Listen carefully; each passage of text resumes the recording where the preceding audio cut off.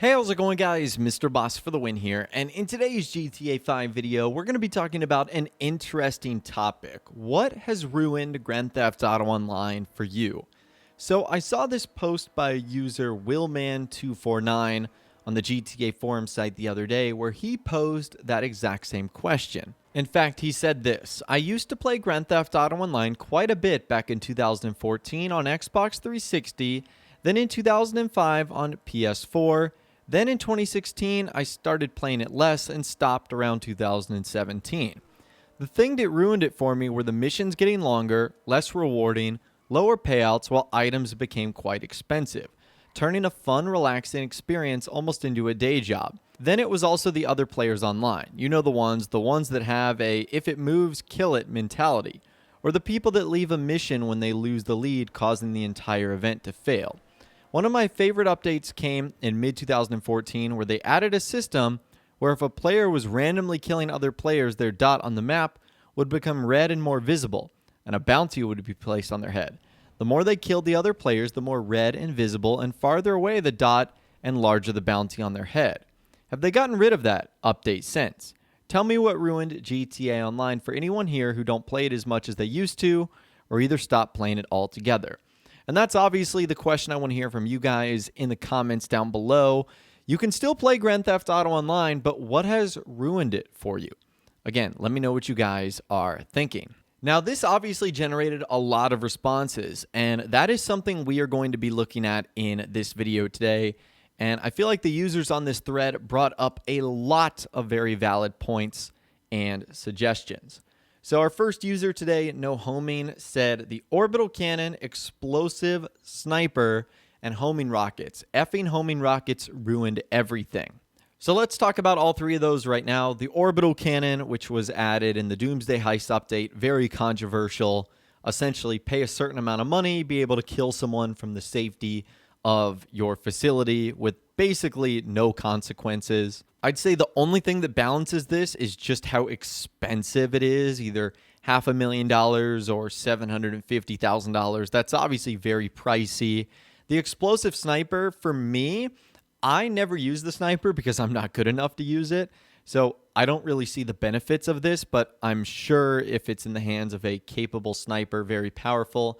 And then I'm assuming when he says homing rockets, things like the Oppressor Mark II's rockets or the Deluxo's rockets, not necessarily the homing missile launcher that you can have on your character. I feel like that's almost a really necessity of a weapon to have.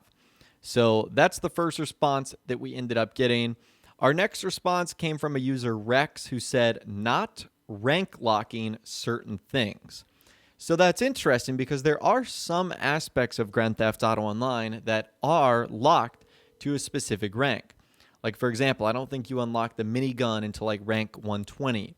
There's a couple of like upgrades at the Los Santos custom shop that you don't unlock until you've completed a certain amount of races or something like that. But I think he's talking about maybe some of the newer items that were introduced in the game, potentially DLC content. I don't know. You guys can let me know what you think about that in the comments down below. Hugh750 said it simply enough: the Oppressor Mark II. Probably the most controversial vehicle that Rockstar has ever added into the game. You had the Oppressor, which was powerful, but then Rockstar was like, what if we made the Oppressor even better? And then gave it the ability to permanently fly and make it faster. So yeah, I do think the Oppressor will forever go down in the Hall of Fame of Grand Theft Auto Online vehicles as just simply the most overpowered of all time. So I'm sure that's going to be on many people's list in this video today. Another user, GTA Biker, puts out a good post. He says, I think the golden era of GTA Online was 2013 through 2016. The thing that ruined it for me was a combination of meme mobiles, flying cars, flying bikes, Batmobile kit, submarine car, etc. that made online feel like Saints Row than GTA, and paywalls. For example, to get Mark II guns, you needed to buy an MOC, but to get the MOC, you first needed to buy a bunker, both of which started to appear around 2017. I'm also not a fan of businesses because they can only be played in public sessions full of trolls and griefers, but other than a few annoying phone calls from characters, nobody's really forcing me to do them. So talking about all those points together, I do agree. I feel like Rockstar has gone a little bit overboard in like the flying bikes and cars and crazy pop culture references. I think some of them are fun, but it has been a little bit overkill. I do think there are way too many paywalls. That is a great example. In order to get Mark II guns, you do need an MOC, but in order to get the MOC, you need a bunker first. It is a lot. And then some of those things can't even be unlocked without doing like the bunker research. So another paywall. And I am also not a fan of businesses, how they have to be done in public sessions. And it's not just businesses too, like starting up the arcade stuff to do the casino heist. You, for whatever reason, have to do that in a public session. It just doesn't make a whole lot of sense, at least in my personal opinion. Moving on, another user, Why Won't You Listen, says, bullet sponge aimbot NPCs headshot sniping you with pistols from a moving vehicle in missions in New Heist, and a plethora of flying bikes with guided missiles that can turn on a dime and never miss. It's impossible just to explore and have fun with other players in a full free roam lobby nowadays. Even a tank griefer was a laugh in the old days. If they just allow 30-player co-op friendly lobbies, it would be so enjoyable, even if major businesses were disabled. And that is actually a great idea, having those co-op friendly lobbies, even if businesses were disabled. That would be so much fun. But I agree, like some of the NPCs, it doesn't make sense how powerful they are. Like the fact that they can snipe you with handguns from like a helicopter a mile away. It does get a little bit insane. So I absolutely agree there. Another user, Dr. Rosenthal, said oppressors and deluxos should have never been added. But what I want to focus on here, he said, and the whole Arena Wars update. That was a good waste of 6 months working on a new DLC. And I kind of agree, because the Arena War update was basically like an adversary mode DLC. Now, don't get me wrong, like the Mad Max style cars I think are kind of cool. But I feel like that update could have been dedicated to something else altogether, which would have made it a whole lot more worthwhile. And yeah, the fact that they spent like 6 months developing that update, again, a little bit disappointed when you think about it like that. Our next user, Hazard to himself, said, from the perspective of a PC player, I enjoyed a few weeks of actual GTA back when GTA Online was new. You could drive around casually, and occasionally you'd run across someone causing mayhem in a rhino or maybe a laser. The first few nails in the coffin came within a month of PCs released when the script kiddie started appearing. After that, online was best played as offline as possible. But it wasn't the mod menus that ruined online. It was Rockstar's lack of preventative response and or reliance on P2P servers. So that's interesting. It is cool to see from a PC person that, yeah, people with scripts and mod menus and are using hacks and exploits did ruin a lot of Grand Theft Auto Online. But it also was Rockstar's lack of response. They've never really had a response to that. It's always just been like patch and then ban, but then the mod menus figuring out how to get that, patch, ban, mod menus figuring out how to get around, and the cycle sort of repeats itself.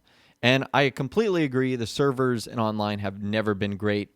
It's really always been the Achilles heel of GTA Online. And speaking of that, we heard from a user, Big Molio, who said, it's technical issues mostly. It's a fun game, but from a connectivity and performance perspective, it's absolutely lousy.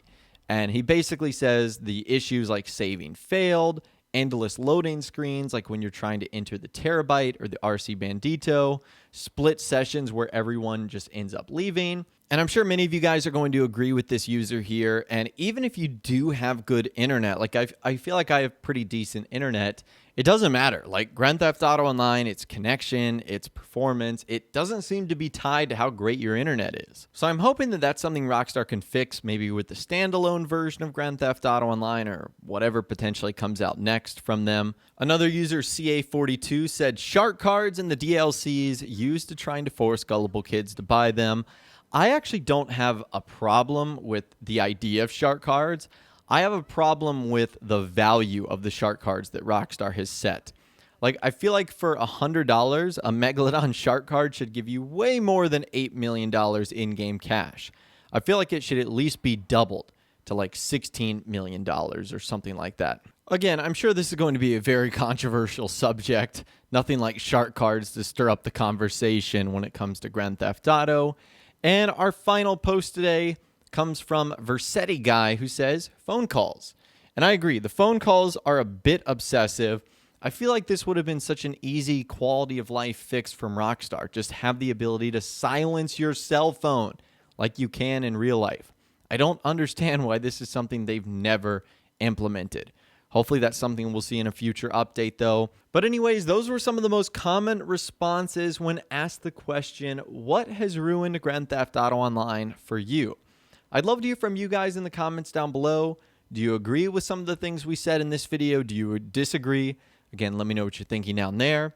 If you guys did go on to enjoy this video though, a like rating would of course be awesome. And be sure to subscribe to my YouTube channel if you are new, or you want to stay up to date on all the latest GTA and Red Dead Redemption videos that I'm doing here on my channel. And be sure to ring that notification bell as well. Sometimes YouTube just doesn't work, and if you ring that bell, you'll always be guaranteed to be notified when new videos arrive. But of course, as always, guys, thank you all so much for watching. Take care, and I'll see you guys in the next video.